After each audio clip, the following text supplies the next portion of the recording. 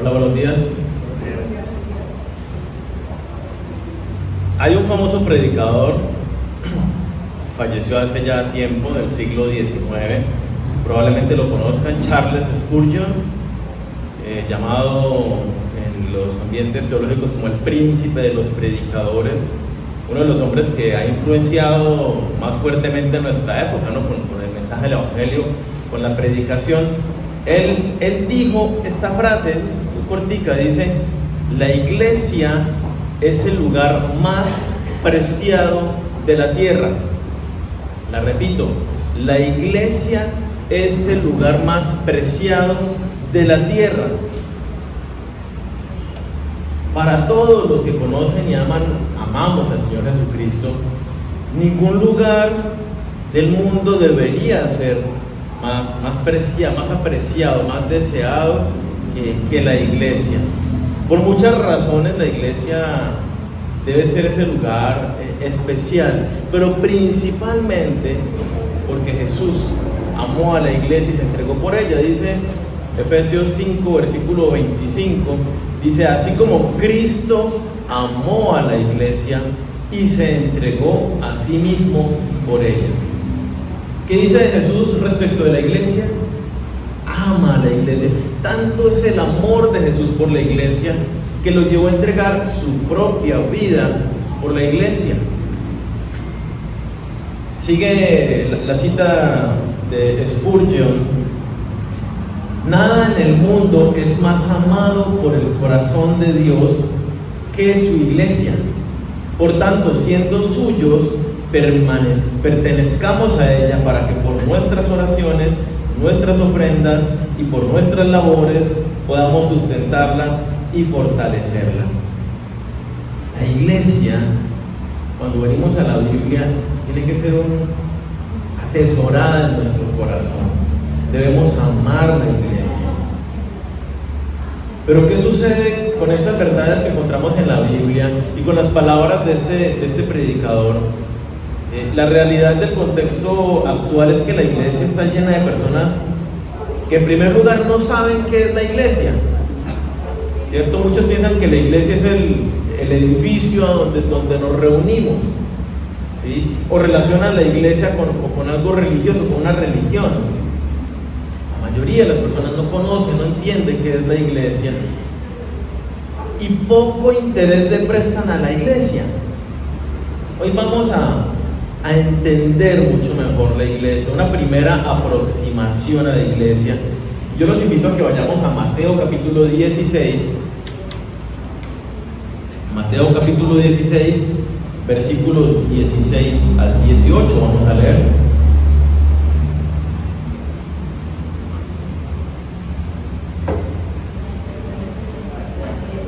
Jesucristo les pregunta a sus discípulos: ¿quién dice la gente que es Él, no? Y entonces ante esa pregunta viene Pedro y responde.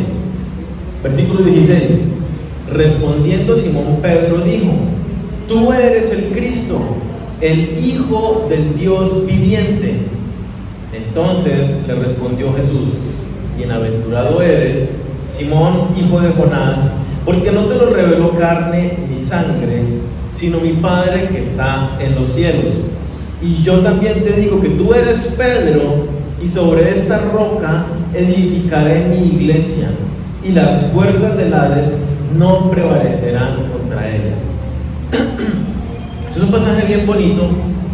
Si nos ubicáramos históricamente y estuviéramos allí junto con los discípulos escuchando a Jesús hablando, generaría un poco de sorpresa ver que Jesús está hablando de que va a hacer algo nuevo, y ese algo nuevo que no había existido sino hasta después de su muerte y resurrección es la iglesia.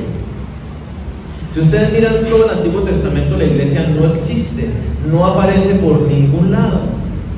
Lo que hay y lo que existe es el pueblo de Israel, un pueblo, una nación chiquitica que Dios agarró y atrajo y la hizo su nación, su pueblo elegido por Dios.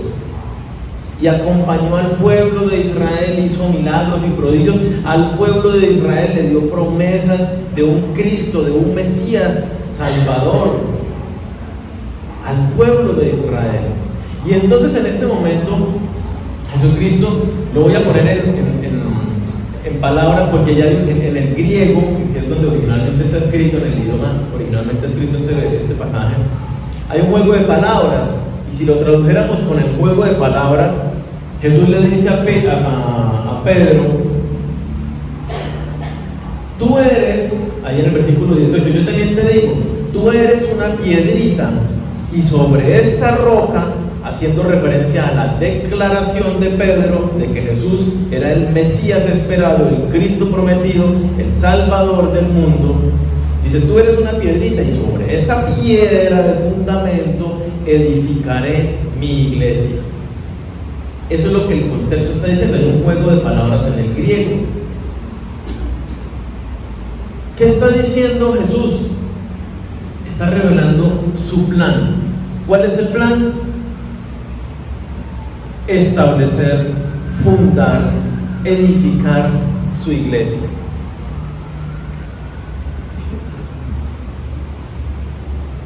¿Cuál es el fundamento de la iglesia? ¿Sobre qué empieza a ser construida la iglesia? Cuando hablamos del fundamento ustedes ven un edificio, lo primero que hacen son las bases, ¿no? Que son las que le dan la solidez, la estabilidad al edificio. ¿Cuál es la base, el fundamento de la iglesia? Dice 1 Corintios 3:11, ¿no? Porque nadie puede poner otro fundamento que el que ya está puesto. ¿Cuál es? Jesucristo. Él es la base. Y es lo que está revelándoles allí a su iglesia. Jesús es la base, Él es el fundamento. Pero nos dice algo también más hermoso que nos permite entender muchas cosas de la dinámica de la iglesia. ¿Y qué es lo que dice? Sobre esta roca, sobre esta declaración, sobre la obra que voy a hacer en la cruz y la resurrección, ¿quién va a edificar la iglesia? Él mismo.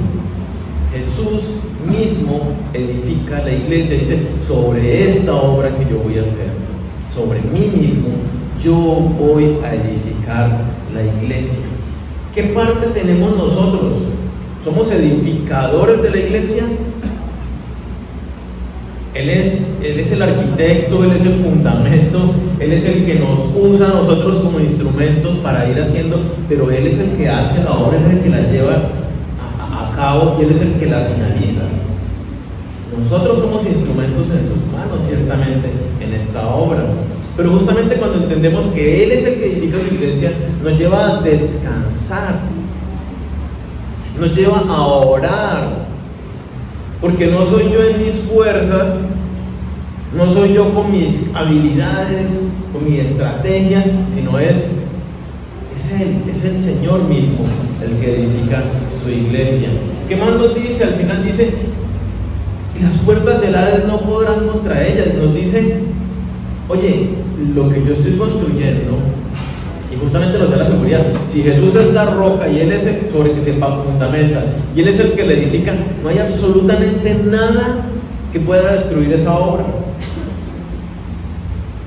Y entonces uno dice: caramba, y los tiempos modernos, donde hasta está la teología progresista que está caminando en contra de las verdades de la Biblia, mismos teólogos ya están caminando en contra de la Biblia, y países prohibiendo que se predique el evangelio y las verdades que contiene la palabra de Dios. Uno dice: ¿y entonces será que se va a acabar? Nada va a poder contra la iglesia, porque es el plan de Dios, y la iglesia es para la eternidad, así que no hay absolutamente nada.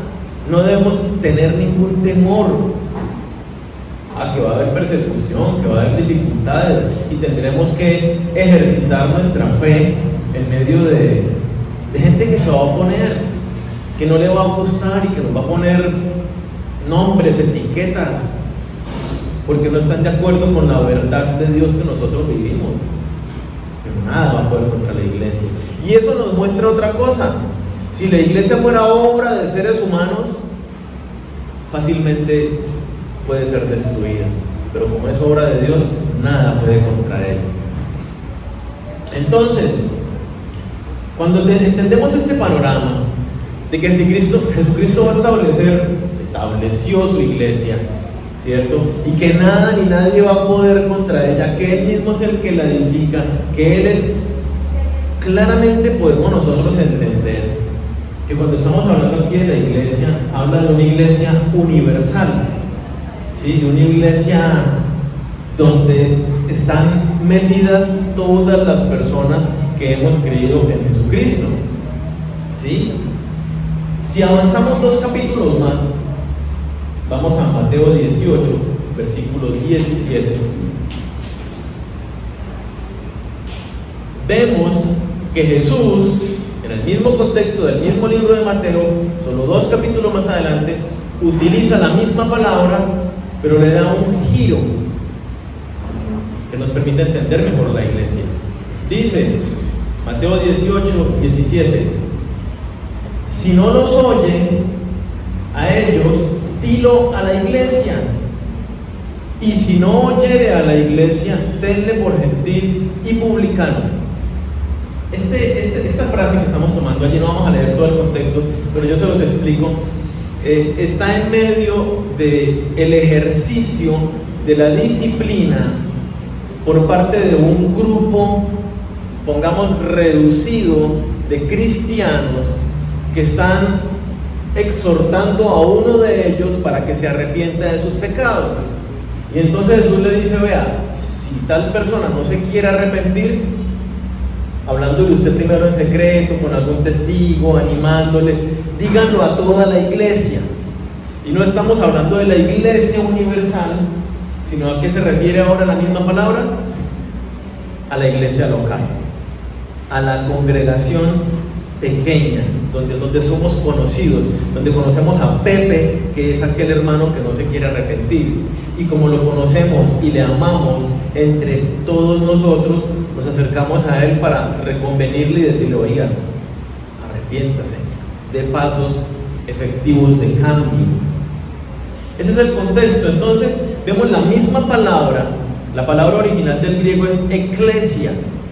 Originalmente quiere decir llamados fuera de.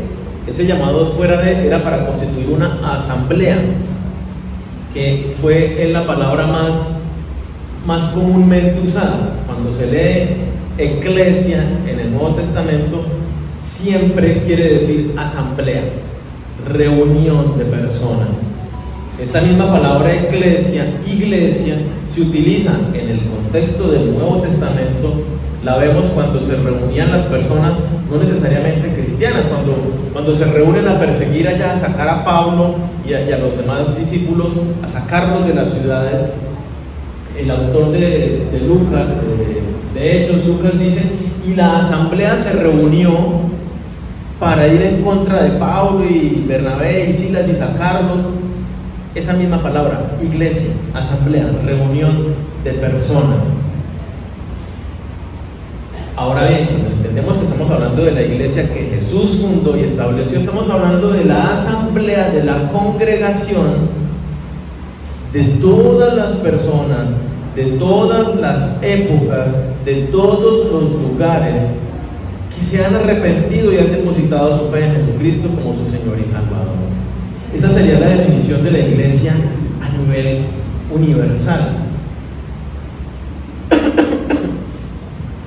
Pero, como lo veíamos en su momento, a lo largo del Nuevo Testamento vemos esta palabra iglesia utilizada para describir esta iglesia universal y el ejercicio de la fe en las iglesias locales.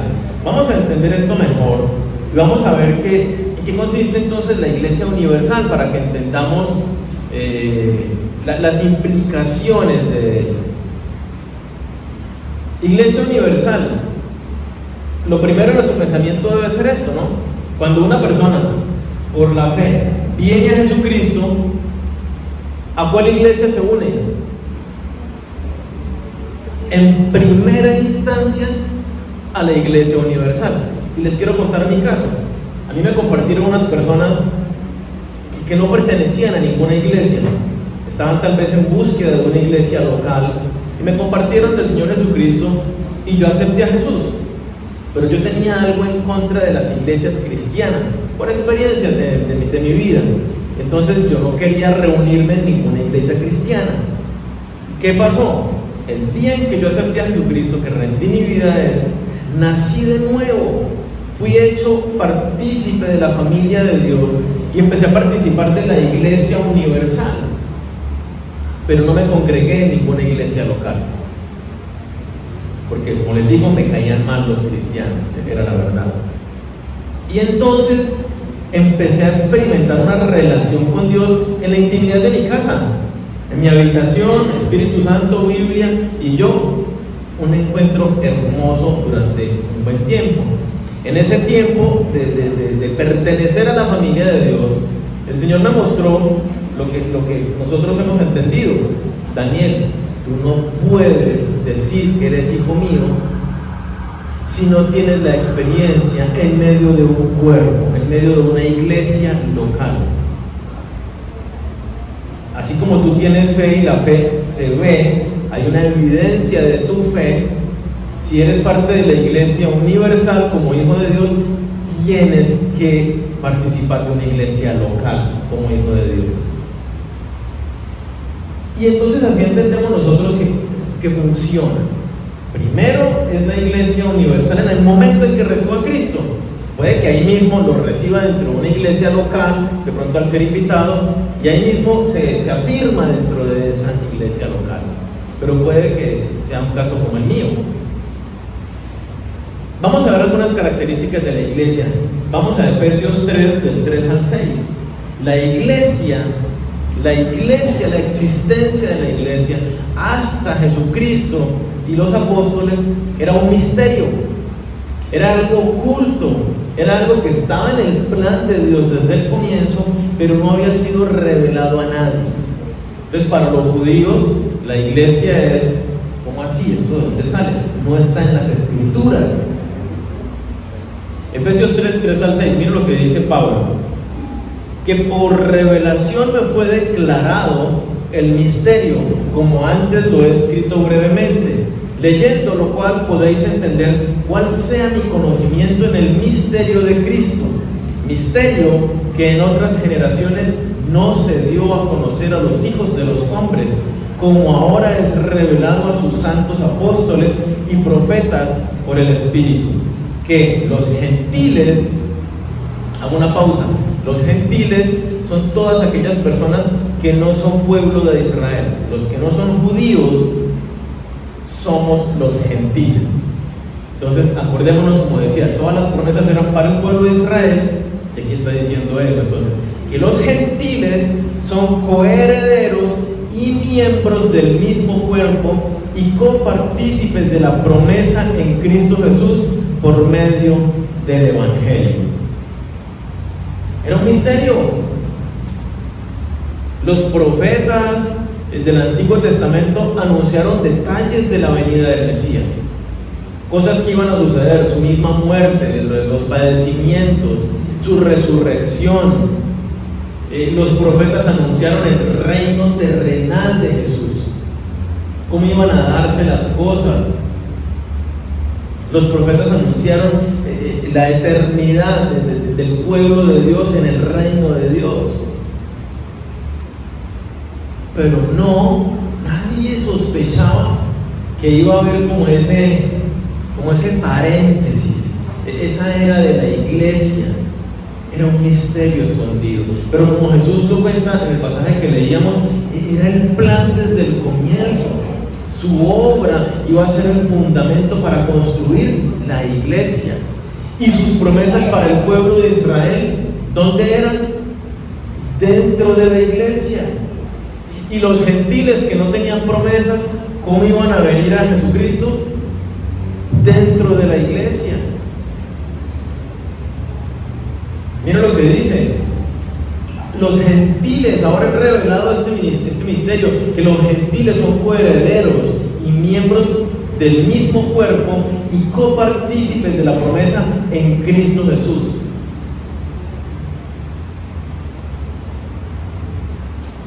¿Cómo podemos ser pueblo de Dios? ¿Cómo podemos pertenecer a la iglesia de Dios? Y ahí lo dice, ¿no? La última frase: por medio del Evangelio. Es lo que dice al final del pasaje: somos copartícipes de la promesa en Cristo Jesús por medio del Evangelio.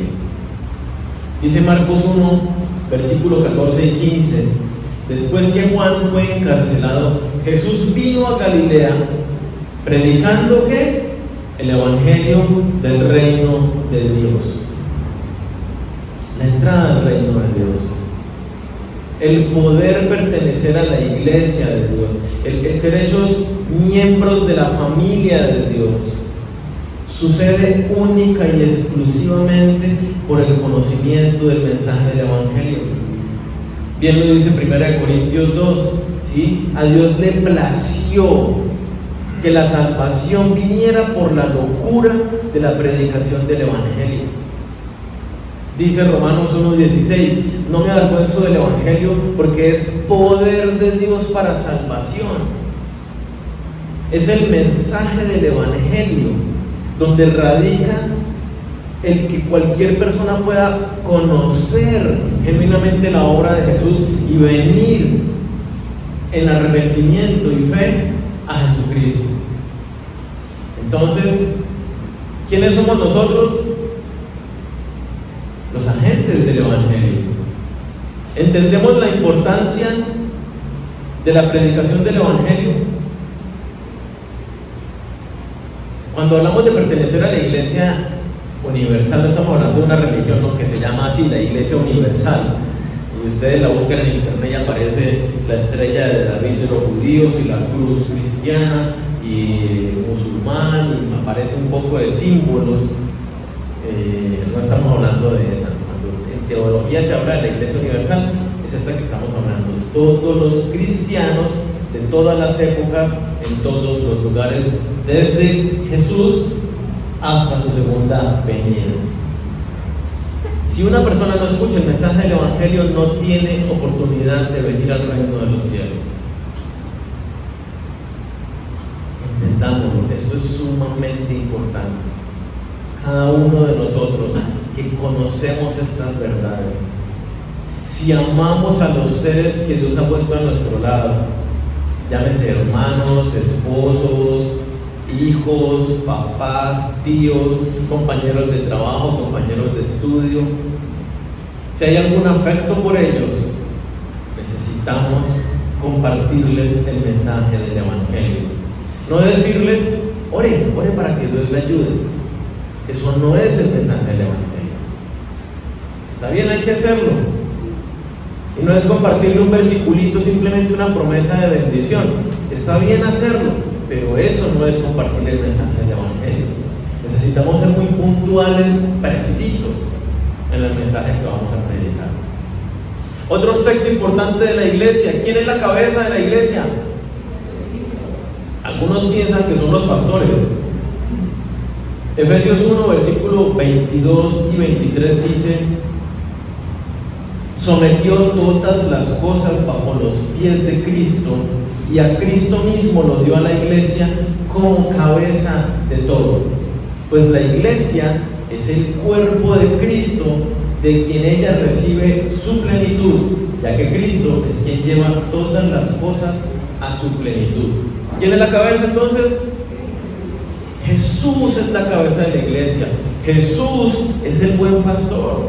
Jesús es quien nos dirige. Y no lo digo de manera romántica, como que, ay, sí, el Señor. No, explícitamente, directamente, Jesús es quien nos dirige. ¿Cómo? A través de su palabra. Tenemos la Biblia, donde nos deja precisas instrucciones para cada aspecto de nuestra vida, para el desarrollo y la ejecución de nuestra como cristianos. Lo que debemos hacer, lo que no debemos hacer, a dónde debemos ir, a dónde no debemos ir, lo que sea, está claro la instrucción en su palabra. Entonces, Dios ciertamente ha dado autoridad a los pastores, pero no es de ninguna manera para hacer lo que nos parece, y entonces la iglesia se sujeta al pastor y cuidado con lo que dice porque está en rebeldía. No es en ese sentido. Los pastores tenemos una autoridad, pero más que autoridad es una autoridad de responsabilidad delante de Dios, de estudiar las Escrituras, para poder hablar al pueblo de Dios lo que Él mismo está mandando para nosotros como pueblo. Él es la cabeza. ¿Y nosotros qué tenemos que hacer? Someternos a Él. Entonces, no puede una iglesia de ninguna manera estar basada en filosofías modernas o antiguas. No puede ninguna iglesia estar basada, es que yo soy el ungido de Jehová y a mí el Señor me ha dado esta visión. No puede ser de esa manera.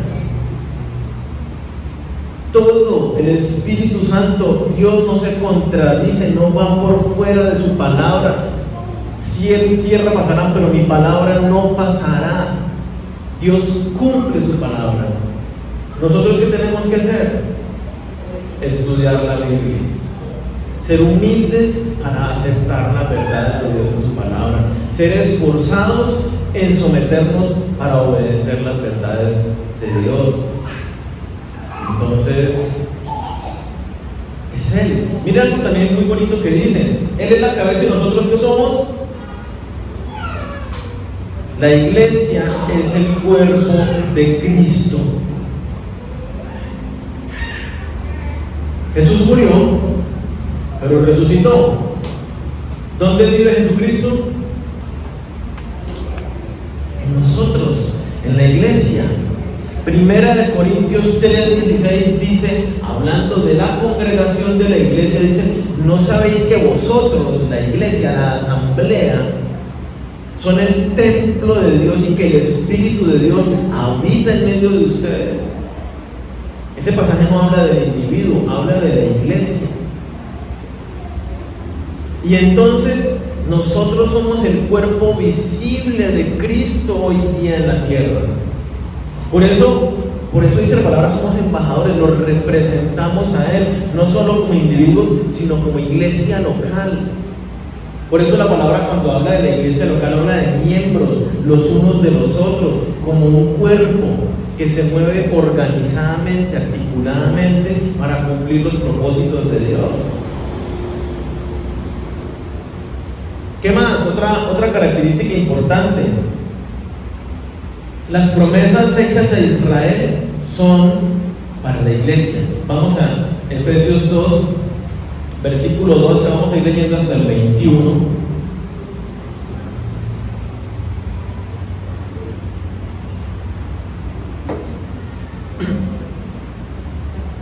Dice el versículo 12: en aquel tiempo estabais sin Cristo, alejados de la ciudadanía de Israel y ajenos a los pactos de la promesa, sin esperanza y sin Dios en el mundo.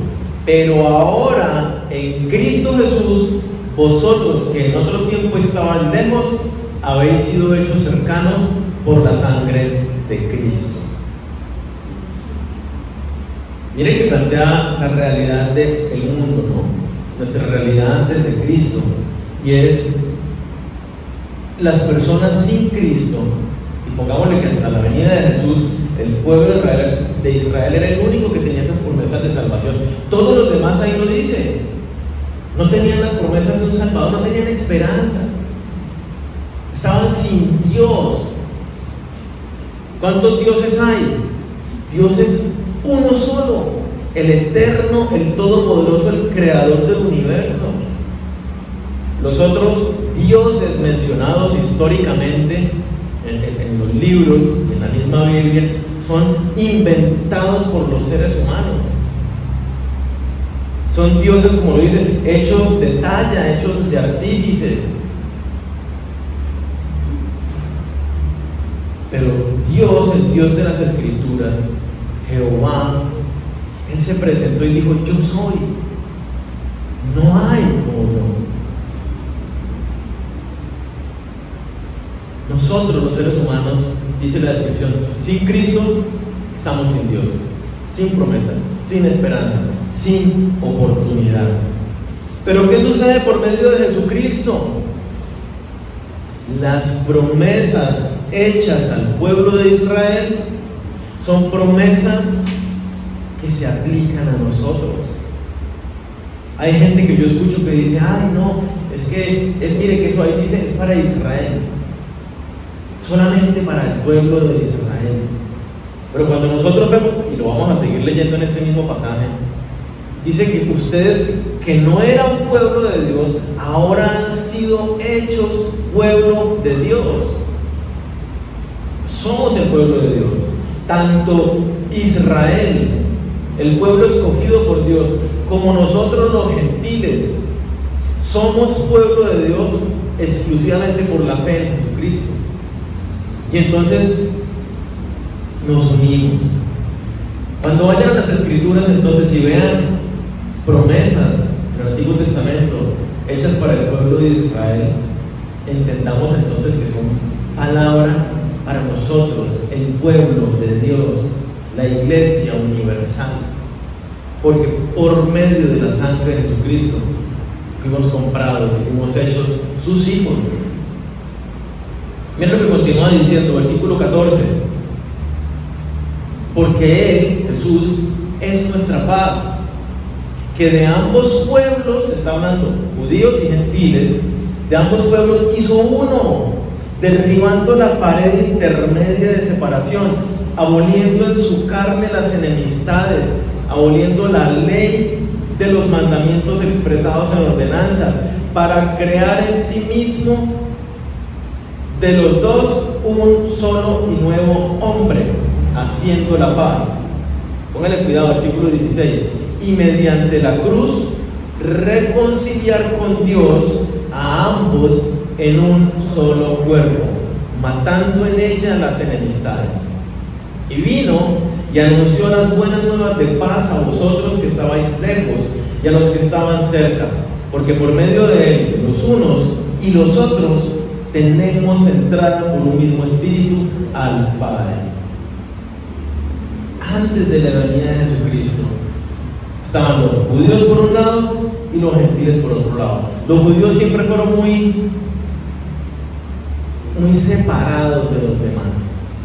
Dios se lo dijo a ellos: ustedes son mi pueblo escogido, no se junten con las demás naciones para que no se contaminen. Dios mismo se lo dijo y ellos se mantuvieron así. Por eso ellos consideraban inmundos a nosotros, los que no éramos pueblo de Israel. Ellos son los escogidos de Dios. Miraban a todos los demás como poca cosa. Pero Jesucristo, les hace entender y les hace: ustedes que se creen la gran cosa, muy espirituales, el pueblo escogido de Dios, bueno, están condenados en pecados igualito que los gentiles. Por medio de Jesucristo reconcilió a unos y a otros e hizo paz en medio de ellos. Por eso la palabra dice que en Cristo no hay judío, no hay griego, no hay sabio, no hay analfabeta, no hay esclavo, no hay libre, no hay rico, no hay pobre, no hay diferencia. Él hace la paz, armonía. Cuando una persona decide poner su fe en Jesucristo, ¿qué dice la palabra? Las cosas viejas, ¿dónde quedaron? Atrás. Es una nueva criatura, dice la palabra. Somos nuevas criaturas, ahora miembros de una nueva familia, local, aquí los que estamos, y universal, con todas las personas que han depositado su fe en Jesucristo a lo largo de la historia en el mundo. Entonces, mire que dice, unos que estaban, les habla el pasaje, ¿no? Unos que estaban cerquita y otros que estaban lejos. Dice, ¿quiénes estaban más cerca de Dios? El pueblo de Israel. ¿Por qué? No estaba con Dios, pero estaba más cerca. ¿Por qué? Porque al pueblo de Israel Dios se le presentó. Ellos conocían las Escrituras, para ellos eran las promesas. A los otros no se les había predicado nunca la palabra de Dios, no conocían los escritos del Antiguo Testamento. A eso es que se refieren los que estaban lejos y los que estaban cerca. ¿Qué hizo con ambos? Los hizo uno solo, un solo cuerpo, una sola nación, una sola iglesia, Eso es lo que hablamos cuando se entiende la iglesia universal. Todos en Cristo. Entonces, ¿debemos nosotros tener diferencias con nuestros hermanos?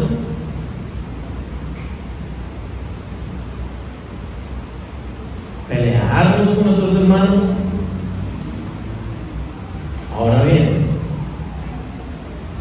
y eso es una advertencia, no todos los que vemos en la iglesia y que dicen que son cristianos son realmente nuestros hermanos. Ese es otro aspecto, ¿no? Cuando Jesucristo predica de la esfera de la iglesia temporal, ya la iglesia local y universal, dice: en la esfera de la iglesia están las ovejas y están los cabritos, está el trigo y está la cizaña. Hay algunos que vienen a la iglesia y, como dice Jesucristo en Mateo 7:21, dice: y me dicen Señor, Señor, pero cuando estén delante de él, Jesucristo les va a decir: lo siento, yo no te conozco. ¿Sí? Entonces, ciertamente, por sus frutos los conoceréis. Así dentro de la esfera de la iglesia, si bien no debemos tener ninguna clase de rechazo con otros hermanos, ni divisiones, ni pleitos, sí debemos tener cuidado y estar atentos con personas de otras iglesias que de pronto no tienen nuestro conocimiento que hemos llevado a través del conocimiento de las Escrituras, que tienen de pronto algunos conceptos equivocados o inclusive doctrinas herejes, pero que ellos se siguen sintiendo muy cristianos, pero que a la luz de las Escrituras uno dice: bueno, no lo son. Versículo 19 continúa: así que ya no sois extranjeros ni advenedizos, sino que dice que somos conciudadanos de los santos y miembros de la familia de Dios, edificados sobre el fundamento de los apóstoles y profetas, siendo la principal piedra del ángulo Jesucristo mismo, en quien todo el edificio bien coordinado va creciendo para ser un templo santo en el Señor, en quien vosotros también sois juntamente edificados para morada de Dios en el Espíritu. ¿Quiénes conforman la iglesia universal? Los hijos de Dios. Si usted no es cristiano, si usted no ha nacido de nuevo, usted no hace parte de la iglesia universal. ¿Y por qué es tan importante? Miren que aquí hay una diferencia. Usted puede ser miembro de una iglesia local, participa de su iglesia local. Usted toca un instrumento y toca el instrumento en la iglesia, y usted tiene una apariencia de piedad, y usted es muy generoso y da diezmos, ofrendas y primicias, y usted ha invitado a otras personas a la iglesia, pero en realidad usted nunca ha aceptado por fe a Jesucristo, nunca ha rendido su vida a Él. Ha buscado una experiencia religiosa, pero nunca se ha rendido genuinamente a Cristo, no se ha arrepentido de sus pecados. Entonces usted, aunque participa, y uno diría pertenece a una iglesia local, en realidad usted no es hijo de Dios. Usted en realidad no hace parte de la iglesia universal, porque la iglesia universal es la única que vamos a estar con Dios por la eternidad. Obvio, la iglesia universal está constituida por las personas en la iglesia local, pero como les digo, hay personas que asisten a la iglesia y solamente asisten a la iglesia porque escucho un mensaje que de pronto me anima, que llena mi corazón, o porque me gustan las canciones y alabar. Puede haber muchas razones, porque en la iglesia sirvo y hay una recompensa en el servir a otros y me siento bien ayudando a otros, pero en realidad no es por Cristo. Entonces, en la iglesia, los que hacemos parte de la iglesia universal somos los que hemos nacido como hijos de Dios. En Efesios 1:5 lo dice, ¿no?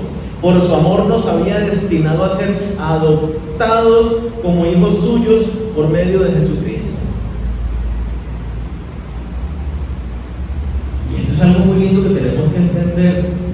Somos hechos hijos de Dios.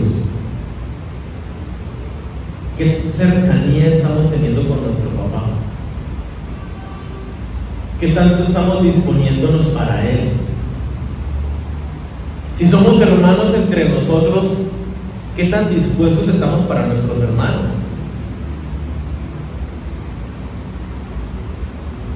¿Estamos pendientes de nuestros hermanos? ¿De cómo están? ¿De darles una palabra de ánimo, de aliento, una llamadita, una visita?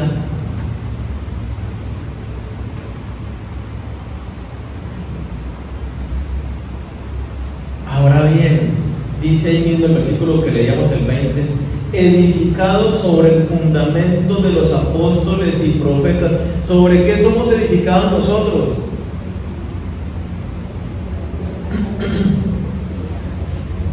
No me voy a meter en estos otros temas porque son densos, pero teológicamente los apóstoles y los profetas hoy en día ya no existen. Existe el don de profecía que está descrito en 1 Corintios 14, tal vez versículo 4. Pero los apóstoles y profetas en el sentido bíblico que son hablados, por ejemplo, en Efesios o aquí en este pasaje, ya no existen. ¿Por qué no? Y tenemos que entender lo que dice. La iglesia fue edificada ¿sobre qué? Edificado sobre el fundamento de los apóstoles y profetas. ¿Usted dónde pone el fundamento de un edificio? ¿Al final? ¿En la mitad? Al comienzo. Justamente como lo leíamos hace un momento, la iglesia y el desarrollo de la iglesia era un misterio. Dios lo reveló a los apóstoles y profetas en esa primera etapa del nacimiento de la iglesia. Y ellos, justamente lo que Dios escribió en el Nuevo Testamento, es lo que le reveló a los apóstoles y profetas en ese momento. Se cerró el canon, ya no hay más revelación. Lo que había que decirse se dijo y lo tenemos todo en nuestras Biblias. Entonces no hay tal cosa como que venga el apóstol aquí a decir que es que hay una nueva revelación, o que el profeta a decir que es que hay una nueva revelación. No hay nueva revelación. Hay iluminación por parte del Espíritu Santo para que comprendamos su palabra. Eso sí hay. El profeta, el que tiene don de profecía, dice el pasaje, es para edificación, exhortación y consolación.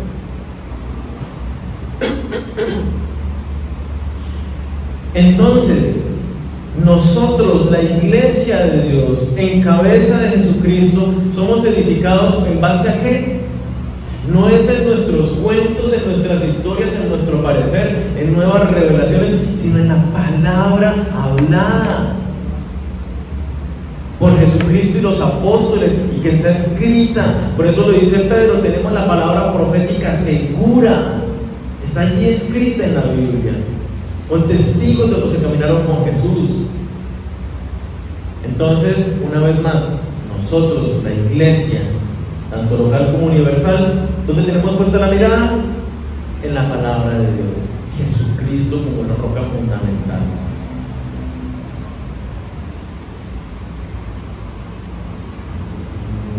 La iglesia, entonces, cuando la vamos entendiendo de esta manera, la iglesia universal, la entendemos entonces como un ente, como una organización más bien celestial, no local, no terrenal.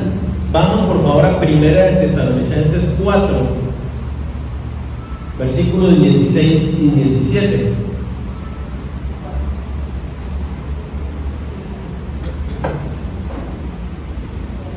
Dice: porque el Señor mismo, con voz de mando, con voz de arcángel y con trompeta de Dios, descenderá del cielo, y los muertos en Cristo, mira lo que está diciendo, los muertos en Cristo, es decir, aquellos que creyeron en Cristo, póngale Pablo, Pedro, desde esa época hasta nuestros días, o cuando venga Jesús, que hayan muerto en Cristo.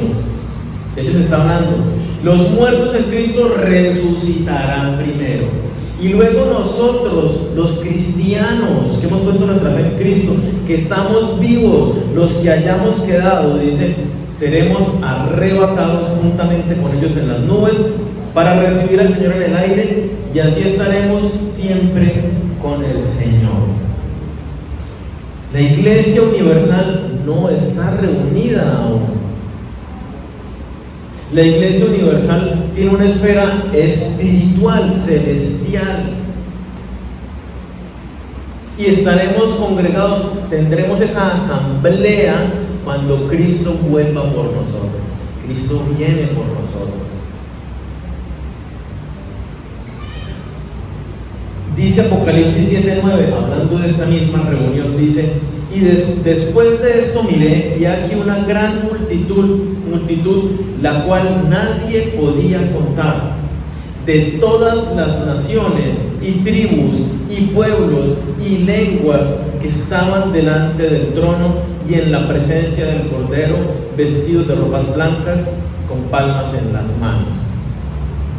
La Iglesia Universal anticipa la asamblea final de todos los tiempos.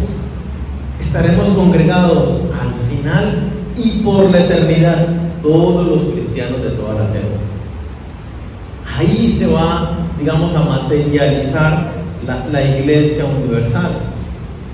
Por esta razón los teólogos se refieren a la Iglesia Universal con otra palabra, y es la Iglesia escatológica. Escatológico quiere decir del final de los tiempos. La Iglesia Universal es la Iglesia del final de los tiempos. Ya hacemos parte de ella, pero es en una esfera celestial. Pongámosle, las promesas que tenemos como Iglesia Universal es que estaremos con Cristo por siempre, y eso lo vamos a disfrutar al final. Esta es la iglesia que prometió Jesucristo edificar, construir, de la que leíamos allí en Mateo 16. Quiero leer: la Iglesia Universal es entonces una asamblea celestial, una asamblea del final de los tiempos, de todos aquellos que en el pasado, presente o futuro pertenecen al nuevo pacto y reino de Cristo.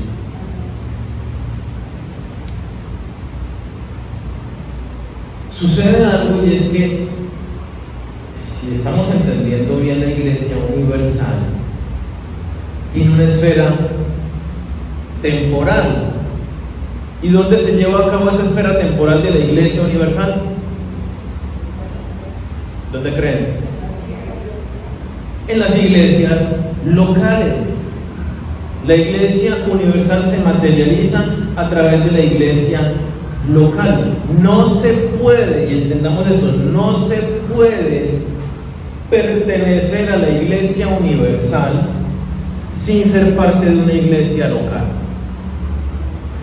Así como la fe se demuestra a través de mi conducta, de mi evidencia en rendición a Jesús, así mi participación de la Iglesia Universal como hijo de Dios se muestra a través de mi participación en la iglesia local.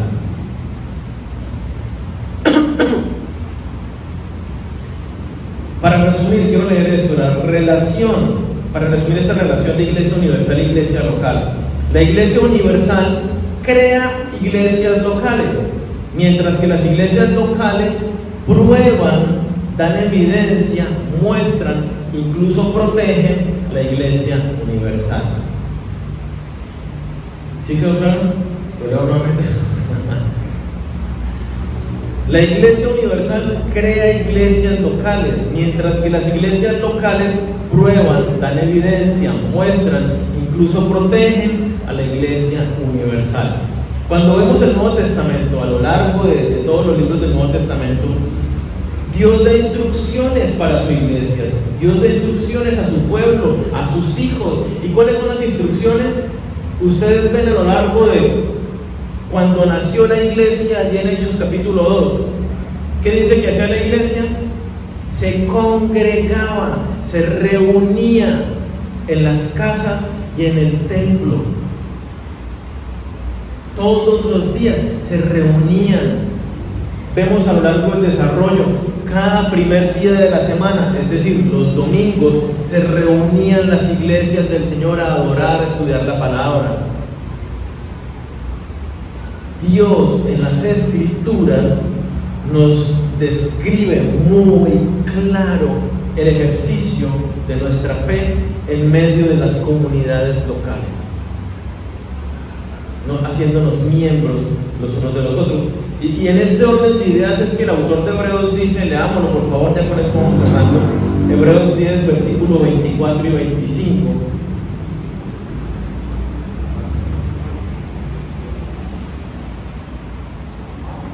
Para que lo lea pensando en su vecino, el que está al lado suyo. Dice, considerémonos unos a otros para estimularnos al amor y a las buenas obras, no dejando de congregarnos como algunos tienen por costumbre, sino exhortándonos, tanto más cuanto veis que aquel día se acerca. Yo no puedo decir que soy hijo de Dios si no pertenezco a una iglesia local. Puede que esté pasando por una situación particular como la que yo pasé. No estoy cerrando con esto las excepciones particulares. Pero si usted es hijo de Dios, el Espíritu de Dios lo une a una iglesia local para que participe, para que dé, pero que también para que reciba de los hermanos. Como lo leemos en el pasaje que estamos hablando, ¿no? Que dice, considere a sus hermanos. ¿A cuáles hermanos? A los que están al lado suyo. ¿Qué debo hacer con mis hermanos? Estimúlelos al amor y a las buenas obras. Mírense un poquito quién les tiene al lado. Volteen la cara, mire para atrás, mire para los lados.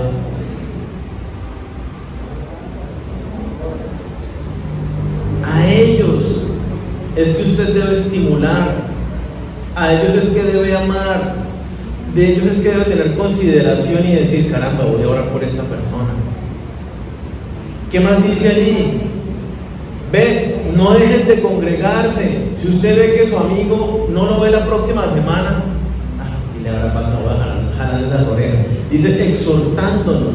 Esa exhortación es en amor, es para levantarle hermano, es darle ánimo, tenderle la mano en consejo, ¿sí? Tanto más cuando vemos que el día de la venida del Señor se acerca. Quiero retomar la frase que hablábamos al comienzo. La iglesia es preciosa para Dios.